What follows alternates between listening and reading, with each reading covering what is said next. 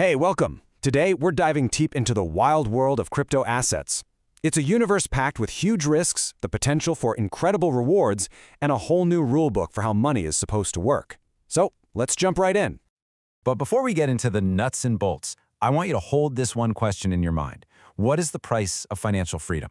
Seriously, keep that question with you, because you're going to see how every single thing we talk about today comes back to this one fundamental trade-off. Okay, so let's start with the big revolutionary idea that's at the heart of all this. What are we actually talking about when we say crypto? At its most basic, a cryptocurrency is just digital money. But here's the kicker. Unlike the dollars or euros in your bank account, it's not controlled by any central bank or government. Nope. Instead, its security comes from cryptography, really complex math that locks down and verifies every single transaction. And that brings us to the core concept here, the word you're going to hear over and over, decentralization. This is the truly revolutionary part. It means there's no single person or bank or company in charge. You have direct control over your own assets, and you don't need to ask anyone for permission to use them. And this is where we come right back to our opening question. What's the price of that freedom? Well, it's total and complete responsibility. If you mess up, if you lose your password, if you get hacked, there is no 1-800 number to call for help. The trust that you used to place in a bank, that trust now shifts entirely to you. So, you're probably wondering, how in the world does this all work without a bank or a government in the middle? To get that, we need to pop the hood and look at the engine that powers this whole thing, the blockchain. So think of a blockchain as a shared digital ledger, kind of like a public notebook that anyone can see but no one can ever erase. But they're not all built the same. A huge difference is something called block time. That's how fast new transactions get added. Bitcoin, for example, takes about 10 minutes. That makes it slow, but incredibly secure and steady, which is why people call it digital gold. It's a store of value. Ethereum, on the other hand, zips along at just 15 seconds. That speed is what allows it to run smart contracts, which are basically little computer programs that run on the blockchain, powering this whole world of decentralized applications. So, if no one's in charge, how do all these computers agree on which transactions are legit? They use what's called a consensus mechanism. The two big ones you need to know are proof of work and proof of stake. Proof of work, which is what Bitcoin uses, is like a brute force security system. It's incredibly secure, but wow, does it use a ton of energy. The main alternative is proof of stake, which Ethereum uses. It's way more energy efficient, but it relies on people who own a lot of the currency, the stakers, to keep the network honest. It's this massive debate in the crypto world, security through raw power or security through having skin in the game. Okay, all this tech is fascinating for sure, but what is it actually for? What are people building with this stuff beyond just watching numbers go up and down on a screen?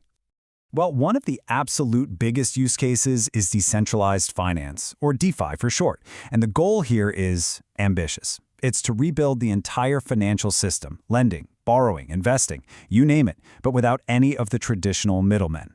So you can get a loan directly from thousands of people around the world, and the rules are enforced by computer code, not a loan officer.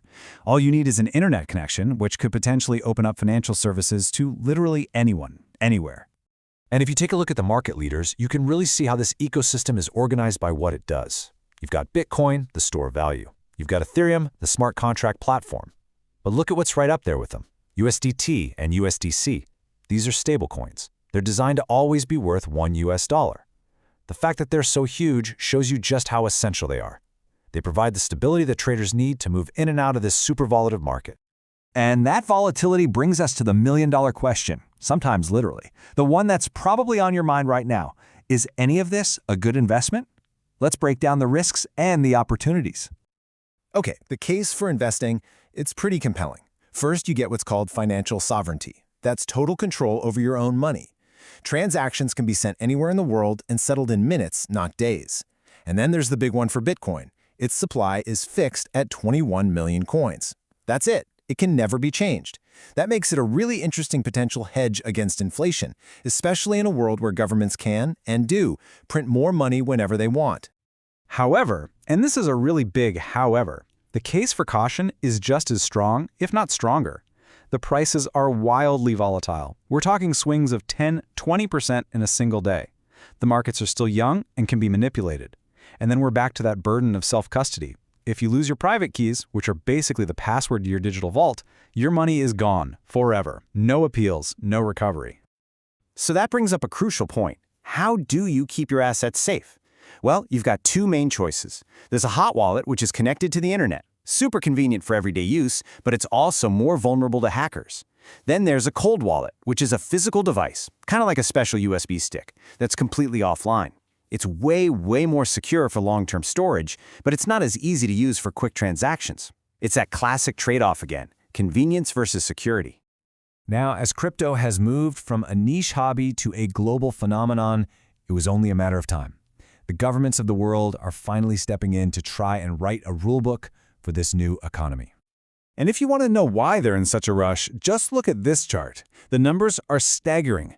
The value of crypto funds stolen through hacks and scams has absolutely exploded, jumping from around $8 billion in 2021 to over $20 billion in 2023.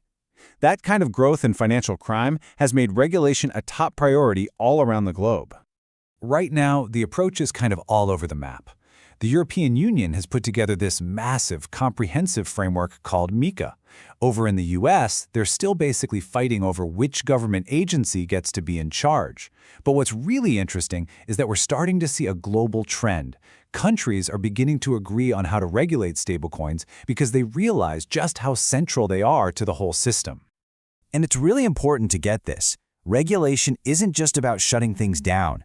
A lot of the time, it's about making things legitimate. Take Turkey, for example. They're planning to start taxing crypto gains, but with exemptions for small investors. A move like that signals that they're treating crypto as a real, official part of the economy, not some shadowy thing to be banned. This is how you build a safer, more stable market for everyone. So, after all that, where does it leave us? Is crypto truly the future of finance? A technology that will empower people and rewire the global economy? Or is it just a massive, dangerous, speculative bubble waiting to pop?